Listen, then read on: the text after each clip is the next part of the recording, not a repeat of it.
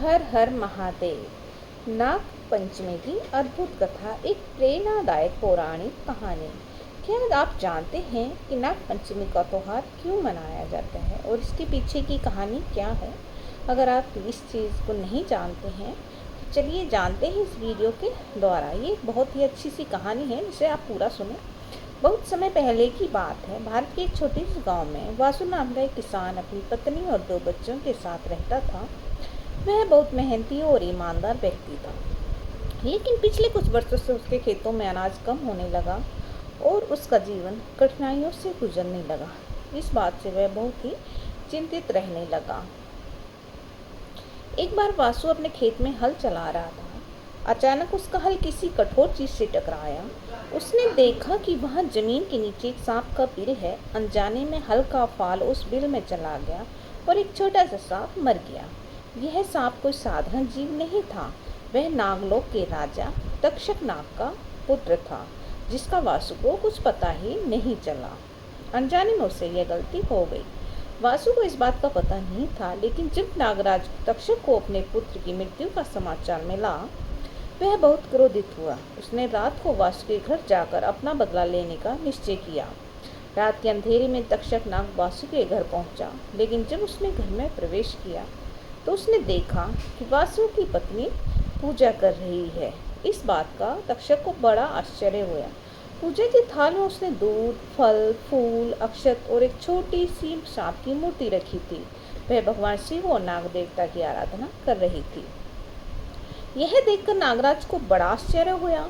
उसने अदृश्य रूप में ही पत्नी की बातें सुनी, जो कह रही थी, हे नाग देवता, आप हमारी रक्षा करना। अगर अनजाने में हमसे कुछ गलती हो गई तो क्षमा करना। वासु की पत्नी की भक्ति और श्रद्धा ने नागराज का हृदय बदल दिया। उसने सोचा, जिस घर में इतनी श्रद्धा से नागों की पूजा होती है वहाँ हिंसा करना उचित नहीं।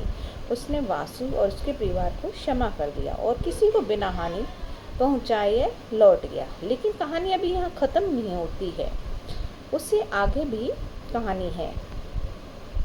लेकिन यह कहानी खत्म नहीं हुई। अगली रात तक्षक नाग वासु के स्वप्न में आया और बोला, वासु, तुमने अनजाने में मेरे पुत्र का वध तो कर दिया, लेकिन तुम्हारे घर की पूजा और तुम्हारी पत्नी की भक्ति ने मेरा क्रोध शांत कर दिया है।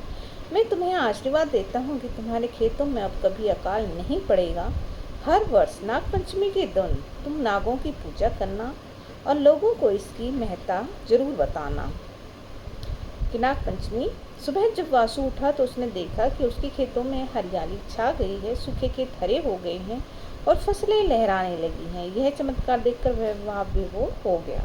उस दिन से लेकर हर वर्ष श्रावण शुक्ल पंचमी को वासु के गांव में नागों की पूजा श्रद्धा से की जाने लगी। लोगों ने अपने घरों में द्वार पर गोबर से नाग देवता की आकृति बनाई और उन्हें दूध अर्पित किया। बच्चे, बूढ़े, औरतें सब इस दिन उपवास रखते और नाग देवता की कथा अवश्य सुनते, जिससे हर साल नाग देवता की पूजा होने लगी। नाग पंचमी का महत्व यह दिन केवल नागों की पूजा का नहीं, बल्कि प्रकृति और जीवों के प्रति श्रद्धा का प्रतीक है। इस दिन लोग यह स्वीकार करते हैं कि हम केवल मनुष्य नहीं, बल्कि सृष्टि के हर जीव के साथ जुड़कर इस संसार को संतुलित बनाए रखते हैं।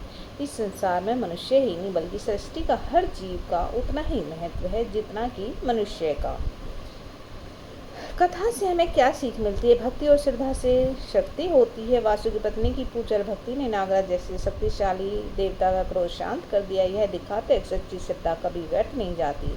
प्रकृति और जीवों के प्रति करुणा, अनजाने में हुई गलती की अवधि क्षमा करना और जीवों के प्रति संवेदना रखना, यह हमारा मन होना चाहिए। परंपराएं और रीति रिवाज केवल कर्मकांड नहीं, नाग पंचमी जैसे पर्व केवल पूजा के लिए नहीं, बल्कि प्रकृति और जीव जंतुओं के प्रति हमारे कर्तव्य को याद दिलाने के लिए होते हैं। क्षमा और करुणा। नागराज ने बदले की भावना त्याग कर क्षमा का मार्ग चुना, जिससे वासु का जीवन बदल गया। यह दर्शाता है कि शक्ति केवल दंड देने में नहीं, क्षमा करने में भी होती है।